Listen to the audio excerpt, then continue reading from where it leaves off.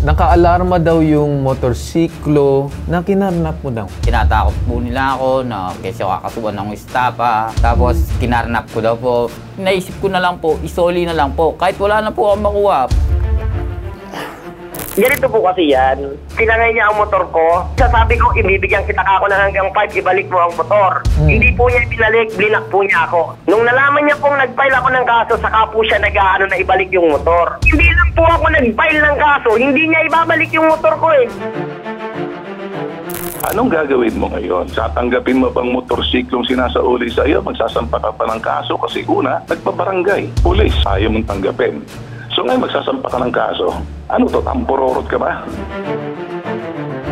Ang gusto lang naman na mangyari, bakit pa kailangan sampahan ng kaso yung tao na ibabalik na yung motor? Ayun naman yung main purpose kung bakit siya pumunta dito. Hindi ko man siya, sir, sinampahan ng kaso. Ang ano ko sa kanya, Hindi, kakasabi mo lang kanina, final mo yung case eh. Dennis, nakapag-file ka na ba talaga ng kaso or ginagamit mo lang yan para takutin to si Edmond? Sir naman, ako pa ngayon ang nananakot. Ako, sir, ang... Hindi, ang tinatanong namin is kung final mo na yung kaso. Di mo ba pwede i-withdraw? Kasi sayang naman kung ibabalik na yung motor tapos itutuloy mo pa rin yung kaso, masyado naman na yun. Dennis, saan ka nag-file ng kaso? Bakit po, ma'am? Ba't pa parang tinatanong mo, tinatanong kita, tatanungin mo rin ako. Pasensya na po kayo, ma'am. Pasensya na po sa nangyari. Naka-live pa naman eh. Ang tinatanong namin, Dennis, ang problema kasi... Ayan, binaba na yung telepono. Kasi itong si Dennis, ginagamit niya yung batas sa kanyang kalokohan. Ang ating pakay ay magkaroon ng solusyon. Tama. Ito, gusto niya pang gumawa ng problema. Yan po ay maliwanag na paglabag sa Revised Penal Code of the Philippines at maliwanag na paglabag sa karapatang pantao. Hindi mo pwedeng gamiting panakot ang batas para lang sa ganun lalo ka makapang-api ng ibang tao. Gusto lang po nga humingi po ng tulong dahil yung boss ko po ay naano po ako ng nagbibintahan po ako, kinarnap ko daw po yung motor. Tapos naano po siya, yung may mga kinakaso daw po siya sa akin.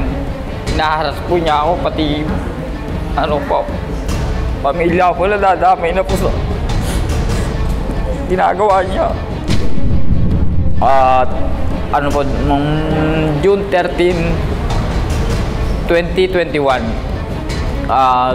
truck driver po ako ni Dennis Bragais. Sa junk shop po siya na marami po sila junk shop. 500, araw-gabi po nagtatrabaho kami. Noong February 19 po, inano niya po sa akin yung motor niyang NMAX. Yung NMAX na yun naman ay inuhulugan ko na po sa kanya. May 9 na buwan na po nasa akin yun. Ngayon po, nagka-problema po nga kami. Gusto ko na lang maisoli sana. Nabugbog pa nga po ako dun eh. Hindi ko na lang po pinsan niya po, binugbog po nila ako. Humingi po ang tulong dahil alam po, lagi ko po siya napapanood na siya lang, sa tingin ko po siya lang po yung makakatulong sa akin sa sitwasyon ko po ngayon. Gusto po humingi ng tulong na ibalik lang po niya, ibalik po namin yung motor, tanggapin niya tapos wala po wala po kahit anong kaso.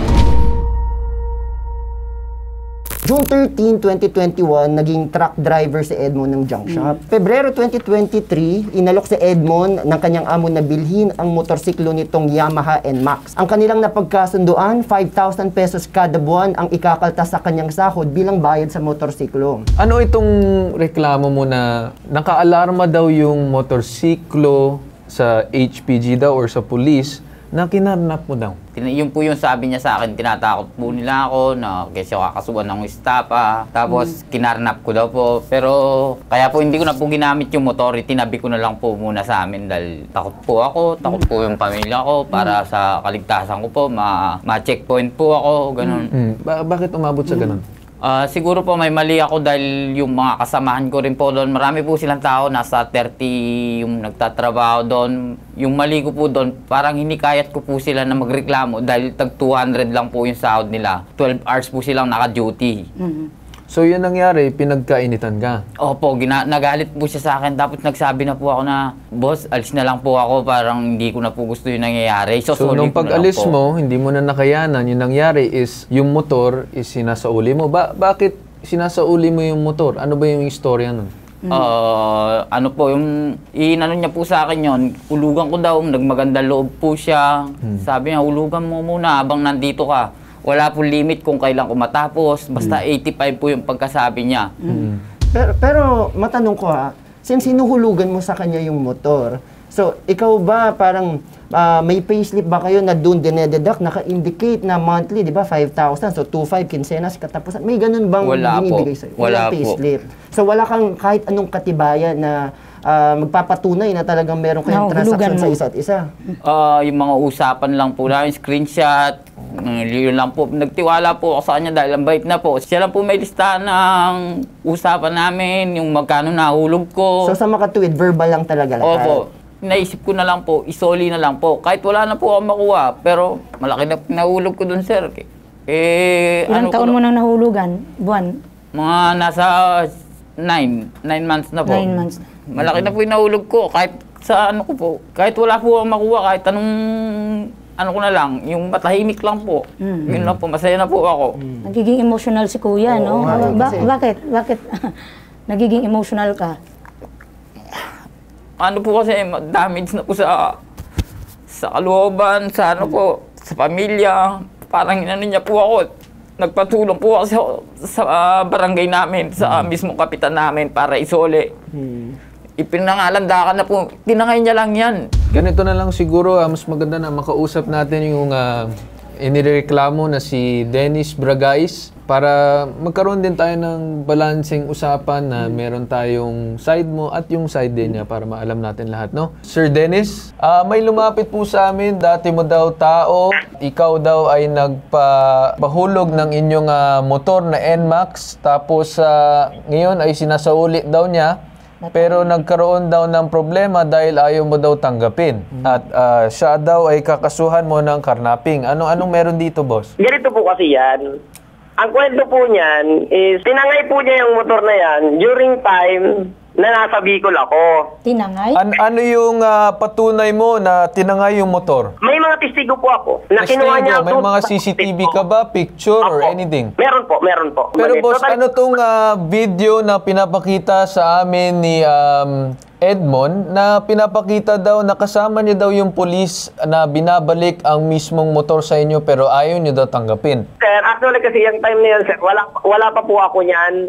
O kung wala ka, edi kung nakabalik ka sana, dapat kinuha mo na lang yung motor. O nalaman mo na binabalik sa'yo? Nagtatanong po ako niyan kung anong mangyayari kasi kinuha niya po yan ay 4 ng October. October po siya umalis, tinangay niya ang motor ko. Tapos binigyan ko po siya, sabi ko, ibalik mo ka ako ng hanggang 5. Maghapon, bibigyan kita ako ng hanggang 5, ibalik mo ang motor. Hindi po niya binalik, blinak po niya ako. And then, 6 Friday, nag-file po ako ng kaso.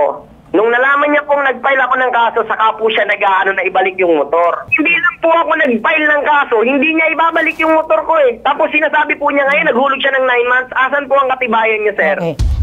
Dennis, sandali ha.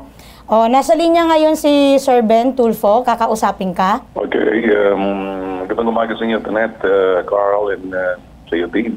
Okay, lumalabas sa parting to, pinakikinggan ko kanina pa. Wala akong makitang kasong carnapping. Correct. Una, ang carnapping kasi, kakarnap mo isang motor na hindi mo kilala yung tao, kinarnap mo sa pilitan, kinarnap mo nakaparada na hindi alam. Eto, empleyado niya. Ang empleyado niya, may usapan sila. Sa namang kadahilanan, ayaw niyang tanggapin na meron silang usapan na ikakalta sa kanyang sweldo, wala siyang mapapakita, walang mapapakita rin yung empleyado. So, di naman siguro magagawa ng kwento sino nagbagandang loob, yung may-ari o yung tao. Gusto ko maintindihan ngayon kay Dennis. Dennis, ikaw ba'y nag-alok na yung motor na yan? Babayaran niya sa pamamagitan ng pagkalta sa sweldo? Yun ang unang tanong ko sa iyo. May usapan po kami niya, sir. Opo, meron po. Ako po ang nag-alok kanya na gano'n. Kung may usapan kayo, anong usapan ninyo, Dennis? Ang usapan po namin yun, sir, is babayaran niya yung motor. Pero sa akin pa rin po yung motor during time na hindi niya nababayaran. Yun po. Okay. Sa makatuwid, ang usapan, babayaran niya ang motor, sa kanya ang kaltas, saan niya magbabayad. Sa bandang huli, pag nabayad, ikaw pa rin ang may-ari. Tama? Pagbayad na po niya, sir, saka po mapupunta sa kanya ang motor. Yun po ang usapan namin. Sa makatuwid, may usapan kayo. So, Opo. hindi pwede maging karnaping yan. Ilagay man kita sa isang dealership. Kapag binayaran mo, pag hindi ka nabayaran, hindi mo pwedeng sampa ng kaso. Hatakin mo lang ang motor o magbigay ka ng sinasabing yung mga demand letter. Dito sa parting to, empleyado mo to, may authority ka, amo ka. So hindi pwede maging sampahan mo ng pagnanakaw. Bakit mo sasampa ng pagnanakaw sa pilitan nagbibigay ka ng timeline o palugit? Kung titingnan mo, empleyado mo, hindi lang kayo nagkasundo dahil gusto niya nang umalis. Ikaw naman ayaw mo. Totoo ba to? Hindi po totoo, sir. Hindi po totoo. Ano ang naging dahilan bakit medyo nagkalabuan kayo sa palagay mo at iba naman yung palagay niya? Bakit ba kayo nagkalabuan? Hindi po kami totally, sir, nagkalabuan eh. Wala naman ho kaming naging problema. Okay, kung wala kayong hindi kayo nagkalabuan, ano ang dahilan? Ba't siya umalis sa iyong shop? Ang totoo pong dahilan yun, sir, kaya siya umalis, hindi po totally sa akin. Sa mga kasamahan niya po. Kasi po, ano tong sinasabi na sasaktan siya, na bubugbog siya ng mga pinsan mo? Totoo hindi? opo, totoo po yun. Kaya po siya, sir, sinaktan ng pinsan ko. Kasi minolestya niya po yung anak ng pinsan ko. Yun po ang totoo. Bakit hindi mo dinala sa presinto, nagreklamo sa pamamagitan ng bata at yung sinasabi sa barangay kasi may BAU-CD, Violence Against Women and Children? Dahil pang law enforcement na yan. Kriminal na kasi kapag ang isang tao munilestya ng bata. Ang bata protektado ng Estado, naintindihan mo? Ihiwalay ko muna yung kaso niya kung kriminal yan, kung ito isasabihin mo ay pangmul ng molestya ng bata. Pero huwag ka mag-aakusa, yan ba inilapit nyo sa barangay? Pumunta ba yung pulis dyan? Para kasi kriminal yan, pahuhuli natin kung totoo yung sinasabi mo. Sa nakikita ko, labis ng pangapi, o labis ng pang-aabuso, labis ng paggagamit ng puwersa dahil ito'y parang tingin nyo mangmang. Nagkamali ka, pumunta sa bitag. Ipinabitag ka. Simple lang, magsampa ka ng kaso kung gusto mo. Kung nakasampa na ang kaso, tatayo kami laban sa'yo. Kasi una lahat ng mga sinasabi mo, pinipresenta muna namin. Ayaw namin ang sino man nang-aabuso sa mga taong maliliit. Wala kaming pakialam kung mayaman ka, kung sino kang politiko, senador ka man, congressman ka, kabinetman ka, gobernador ka, mayor ka. Pag may ginawa kang pang-aabuso, di ka namin sasantuhin. Naintindihan mo ba? Anong gagawin mo ngayon? Nagliwan ako, nagpapaliwanag na tayo. Satanggapin mo bang motorsiklong sinasauli sa iyo? Magsasampa ka pa ng kaso kasi una, nagpabarangay. Ayaw mong tanggapin. Pulis, ayaw mong tanggapin. So ngayon, magsasampa ka ng kaso. Ano to? Tampurorot ka ba? Hindi, sir. Wala po gusto mo kapawin? Tanggapin mo ang motorsiklo kasi sinasauli sa'yo. Sinasauli sa'yo, may takot sa'yo eh. Kinakailan ba takutin mo? Tsaka isa pa, magkano ang mga nakaltas mo rito sa tao na to? Wala po, wala. Sino ba kinakaltasan ng SSS, PhilHealth, Pag-ibig? Nagmamandatory ba itong tao na to? 6 na taon pagkakulong pa naman kapag hindi ka nag-remit ng SSS. Pag-ibig, PhilHealth, 18 na taon yung pagkakulong. Republic Act yan eh. Yung pagdating naman dun sa benefits mo, dun sa sahod mo, meron ka? Wala po, sir. So wala? Wala. Tapos ilang buwan yung pagkakaltas sa yung sahod pagdating dun sa pagbabayad ng motor? Ang pagkakatanda po, nasa 9 na po, sir. May 5, may 7, may 3. Basta po pag malaki sahod ko, wala po akong naging ganong bale, ganun po. May mga text message ka ba na galing sa kanya na kinaltasan na kita ng ganito, ganyan? Wala po. Kaya Dennis, totoo ba to, Dennis? Wala to mga payslip? Ma'am, opo, wala pong payslip, ma'am. Wala po. Hindi ka rin nagkakaltas ng mga mandatories na to? Mga SSS? Ma'am, ano lang naman po yung negosyo ko, junk shop lang naman po ito, maliit na junk shop naman po ito. Libre kain naman po sila araw-araw, libre lahat, pati sabon nila, pati bahay, tubig, libre po sila. Kasi maliit na junk shop lang naman po ako, ma'am, hindi naman po ako kumpanya na masasabi. Hindi naman sa kumpanya, pero may trabahador ka. Ilan lahat ang trabahador mo sa junk shop mo? Bali, ma'am, ang trabahador ko po dito is 4, tapos dun po sa kabila 7. So marami ka na rin trabahador. Opo. Oo. Ilan yung trabahador mo in total? Bali, 12 po. 12. Oh, pero May meron po nag-aalaga ng bata. Nasa 38 po kami, may katunayan po ako na nagpa-swimming po siya, may mga nasa 60 kami, yung iba kamag-anak niya, tapos yung mga 38 trabahador niya po lahat yun. Ganun pa man, Dennis, no? Kahit ilan man yung tauhan dyan sa iyong junk shop, ay dapat nakakaltasan natin na mandatories kasi mga trabahador to eh. Yung po sinasabi niyo yun, sir, yung ibang mga kamag-anak ko na may junk shop, nag-isang swimming lang po kami, nagsama-sama po kami. Sinungaling po yung Edmond na yan, sir. Kahit po asawa niya magpapatunay sa akin kung totoo po yung sinasabi niya. Sinungaling po mabuti yung sinasabi niya may 9 months na siyang naihulog, sir. Wala po. Eh, ang problema akala ko nanggagaling sa'yo yung sahod, tapos ikaw mismo nagkakaltas. Alin po? Di ba, binabayaran mo siya, sinasahuran mo siya, di ba, usapan nyo kaltas. Wala po, sir. Nakaltas sa kanya eh. Hindi. Wala Ang po. tinatanong ko is, Opo. ikaw nagbabayad ng sahod, tama? Opo. So, dapat ang usapan nyo is, kinakaltasan mo siya sa motor.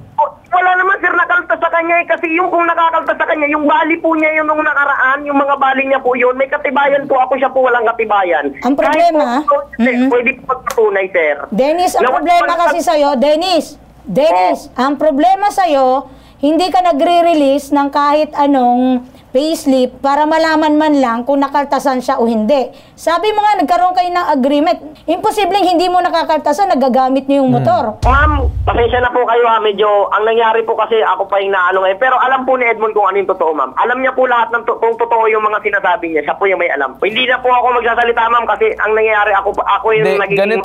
Ganito na lang, Dennis. Ang gusto lang naman na mangyari is bakit pa kailangan sampahan ng kaso yung tao na ibabalik na yung motor? Ayun naman yung main na purpose kung bakit siya pumunta dito. Hindi ko man siya, sir, sinampahan ng kaso. Ang ano ko sa kanya, Des, kakasabi mo lang kanina, final mo yung case eh. O sa Kasi SPD. Hindi, sir. Sir naman, hindi nyo kasi po ako pinapatapos. Hindi. Sabi mo kanina na, kung hindi pa ako magpa-file ng case, hindi pa niya ibabalik yung motor. Trabahador mo to, kakilala mo, tapos sasampahan mo pa ng carnapping. Ay, teka, para malaman mo, Dennis, ang tanong sa'yo, isusoli na sa'yo yung motor, ba't ayaw mo pa? Yes, ma'am. Makikinig na lang po, ma'am. Sige po. Oo. Sige, ma'am. Yun na lang po yung mga sinabi niyo na lang po. Yun na lang po. O, ito, nasa linya, Nandiyan na makinig ka. yung abogado na si Attorney Batas Mauricio is on the line. Attorney? Well, kanina po ako nakikinig sa inyo at ang akin lamang pong medyo gustong pansinin yung katotohanan ng wala sa hulog ang mga sagot natin dito. Wala sa hulog, lalo na sa hulog ng kagandahang asal, yung ganong estilo ng mga pagsagot. Di naman tayo nagpapamachohan dito. Tama. Naghahanap lang tayo ng katotohanan dito, Mr. Bragais. Ngayon, pagka ganitong nakikita ng buong mundo na napakaangas ng mga sagot natin, lalo't na dito ka sa ipabitag mo, magkakaroon tayo ng problema niyan. Gusto mo bang magkaroon ng kalutasan tong suliranin o hindi? Opo, sir. Opo. So, hanapan natin ang kalutasan. Oo, ang gustong tanungin sa'yo, totoo ba yung sinasabi na magdedemanda ka ng carnapping? Yun naman, sir, ay ginawa ko lang po para para humarap po siya sa akin. Kasi hindi po siya umaharap na sa akin, blinak po niya ako sa Facebook eh. Kumbaga, para siya na mismo na po ang lumapit, na ibalik niya yung motor. Kaya ako lang po ginawa. Nakapag-file ka na ng kaso ng carnapping sa ngayon, ganoon ba yun? Opo, nakapag-file po ako kasi hindi po niya binabalik yung motor ko. Sabi ko sa kanya, kinuha niya ng 4, ibalik ng 5. Hindi po niya binalik, blinak po niya ako sa Facebook. Ang kwento dito, ang pasok ng sinumpaang salaysay dito, ibinabalik, ayaw tanggapin, dinaan sa barangay, Tama. ayaw ring tanggapin. Tama. Anong masasabi? Actually, attorney, yung nangyari din is nagsama din siya ng pulis. Pulis po, hindi barangay. Lumapit muna siya sa barangay upang ipatawag pero hindi niya hindi humaharap si Dennis. Tapos nagpasama naman siya ng pulis at dinala yung motor doon sa mismong amo niya, hindi din tinanggap. So, paano gagawin natin dito? Saan ka na ba nakapag-file ng kaso mo, Dennis? Kaya ako tinatanong to, sapagkat kung talagang nakapag-file ka na ng kaso, kikilos din naman ang ipabitag mo para makapagsampa din ng kaso itong mga tao. Ganun lang naman to, kalalabasan nito. Ang mangyayari nito, sampahan ng kaso. Siyempre, wala namang matutuwa dito kundi ang mga abogado kasi sampahan kaliwat kanan, bayad kaliwat kanan ang mangyayari. Dito sa bitag, hindi magbabayad ng mga tao dahil tutulungan ginawang Ben Tulfo na ipabitag mo. Sige, paano mo gustong malutas itong suliranin, Dennis? Ang gusto ko, sir, maibalik niya ng maayos yung motor kasi wala ba talaga po siya nahulog yan eh. Sinungaling po yan. Sinusoli na nga sa kanya, attorney. Inaabot yung susi sa kanya. Tatanggapin natin yung kanyang sinasabi. Alright. So, paanong paraan gusto mong maisoli yan? Hindi ba sinosoli? Yan, may pulis na pinapakita sa video. Dinala din doon sa barangay pero ayaw tanggapin. Anong paraan ba ang gusto mo para maisoli sa iyong kaparaanan. Paano ba? Sir, saka kung ano po niya dinala yung motor, ganun sana pagbalik niya. Kasi alam ko po, sira-sira na yung motor eh. Yun lang po, sir. Yun lang. Saka muna, imposible na yung sinasabi mong yan. Kahit naman sino, hindi na makakaisip ng ganyan dyan. Dennis, ang amin dito, naghahanap tayo ng kalutasan, yung actual, at may posibilidad. Hindi yung ganong isoli mo yan doon sa dati. Teka muna, hindi tayo pwedeng magkaroon ng ganyang sitwasyon dyan. Dahil alam naman natin, kung halimbawa yung motor na yan nakuha noong 1 taon na nakaraan, 6 na buwan na nakaraan, may wear and tear na yan Hindi na po pwedeng doon pa rin sa brand new status na ang unang kinuha ko sakaling brand new man yan. So magkaroon tayo, Dennis, ng medyo katanggap-tanggap at may posibilidad na pagkilos upang makita ng buong mundo ang ating good faith. Yun ang aking hinahanap dito. Kasi pwede naman namin harapin yung mga kaso mo at harapin mo rin yung kaso namin. Pero naghahanap ako ng solusyon Naghahanap tayo ng kalutasan, lalo na sa harap ng mundong napakagulo, napakatindi. So ngayon, Dennis, minsan pa tatanungin kita, ano ang kalutasang po pwede nating pag-usapan maliban kasi sabi mo, yung unang katayuan ng motor, ibabalik yan. Anong masasabi mo? Yun lang naman po, sir. Ibalik lang niya yung motor ko Yun lang naman po. Ganito na lang, Dennis. Ibalik na lang ngayon ni Edmond ang motor, tatanggapin mo na. Tatanggapin ko po yan, sir, kasi na akin po yan. Pero ang hindi ko, sir, tatanggapin yung mga sinasabi niya tungkol sa akin na mali. Ganito na lang. Ang punto natin dito is yung maganda na lang, natanggapin mo na lang yung motor para matahimik na lahat ng buhay natin. Okay ba? Sige, sir, tatanggapin ko po yung motor. Tapos, anong gagawin natin dito sa kaso na final mo? Alin po, sir? Attorney, hindi ba pwede na i-withdraw na lang niya yung final niyang case kung hindi pa naman nakuha ng court or na-receive? Yun nga yung gusto kong malaman dito, kapatid. Nag-file ba talaga? Malaman kay Dennis. Nakapag-file ka na ba? At kung oo ang sagot, saan? Saan ka na ba nakapag-file, Dennis? Dennis, ang tanong namin, nakapag-file ka na ba talaga ng kaso or ginagamit mo lang yan para takutin to si Edmond? Sir naman, ako pa ngayon ang nananakot. Ako, sir, ang... Hindi, ang tinatanong namin is kung final mo na yung kaso. Final mo na ba o hindi? Final ko na po, sir. Final ko na po. Final mo na. Di mo ba pwede i-withdraw? Kasi sayang naman kung ibabalik na yung motor tapos itutuloy mo pa rin yung kaso. Parang masyado naman na yun. Dennis, saan ka nag-file ng kaso? Bakit po, ma'am? Saan ka nag-file ng kaso? Tinatanong ni Attorney Batas. Ba't parang tinatanong mo? Tinatanong kita, tatanungin mo rin ako. Pasensya na po kayo, ma'am. Pasensya na po sa nangyari. Naka-live pa naman. Ang tinatanong namin, Dennis, ang problema kasi... Ayan, binaba na yung telepono. Kasi itong si Dennis, ginagamit niya yung batas sa kanyang kalokohan. Nakikita ko rito, mamatigas, nawaubusan na ng kanyang rason na wala sa lugar. Siguro, ipasa muna natin kay Attorney Batas sa ginawa nitong si Dennis na ayaw simple lang naman, sabi ni Attorney Batas, ang ating pakay magkaroon ng solusyon. Tama. Ito, gusto niya pang gumawa ng problema. Ito ba'y ginagamit niya ang batas to intimidate, para takutin? Ito yung sinasabing labis na pang-abuso, labis na paggamit ng kapangyarihan dahil lamang siya bilang amo.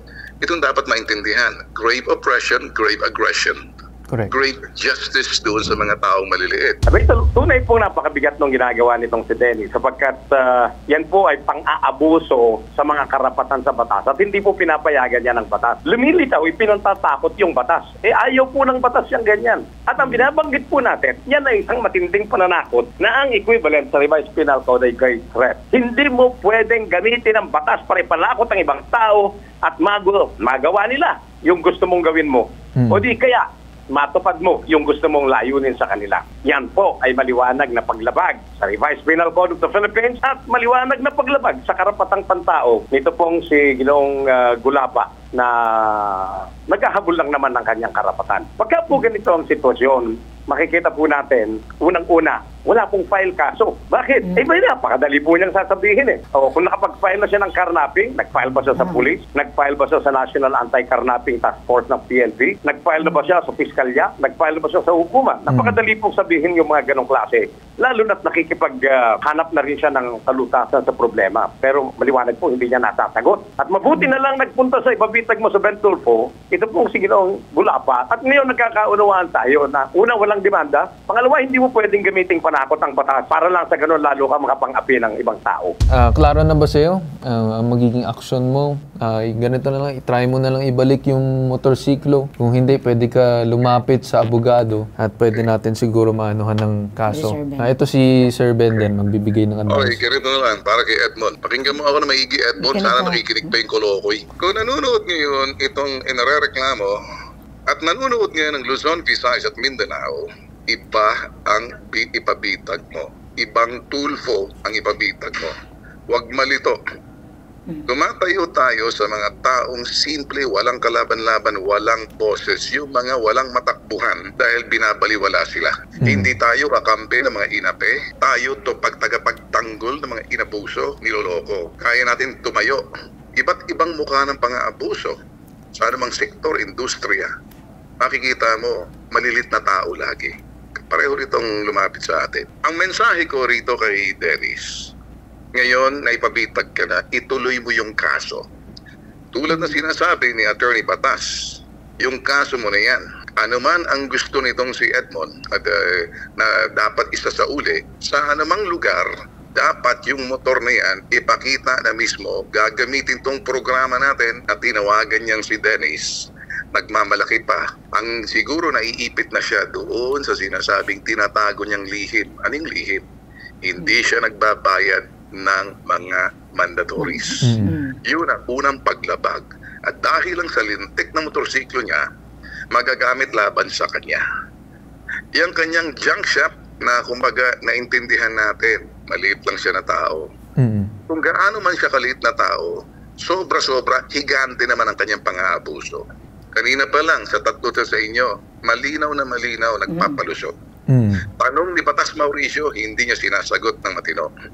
Kung akong tatanungin niya kung nakapag-file siya, hindi niya masagot kung saang piskal, saan siya nag-file, anong pulis, saan para malaman. So, itong si Dennis, ito nang importante, gusto ko maintindihan, saan ba ang junk shop na to? Saang syudad? Gusto ko maintindihan para mapuntahan saan matakbuhan itong yung junk shop niya. Paranaque area daw. So, ganito ang gagawin natin. Dennis, kung nakikinig ka, puntahan ang mayor's office ng Paranaque, tingnan kung may lisensya to na business permit kasi baka nang-aabuso siya, baka naman hindi siya legal. Hindi siya legal na nag-ooperate. Una sa lahat. So yung mayor dyan, mabait, marunong tumingin at ayaw rin ng mga nang-aabuso sa maliit na tao. So puntahan yung junk shop ng Paranaque, doon sa lugar ng Paranaque kung saan siya. Pangalawa, magpasama doon sa HPG, mismo ang HPG, samahan kasi hindi naman inaako ng tao, matagal na sinasauli, dalhin ang motor sa kanyang shop. Tawagan ang barangay, tawagan yung mayor's office, kalkalin pa kung mayroon siyang business permit. At yung mga mandatories niya, kahit maliit man siya, maliit, sinasabi niya, maliit ang kanyang shop, pero higante naman ang kanyang pang-aabuso. So, yun muna. Kapag naisauli na yan, dapat may receipt of acknowledgement sinauli na. So, yung kanyang isasampa ng kaso kahit sinong judge or kahit ida-direct filing niya. Sino yung police? Police mismo may video. Sino yung piskal? So, ngayon pa lang, tatawagan natin ang Department of Justice na isang PAW lawyer, titistigo pag sinauli ng PNP, kasama yung PAW lawyer, sa harapan niya ipaliwanag, eto na. So, pwedeng kumuha ng isang PAW lawyer dyan sa Paranaque, samahan si Dennis, samahan itong nagrareklamo at kayo dyan kung sino sa inyo.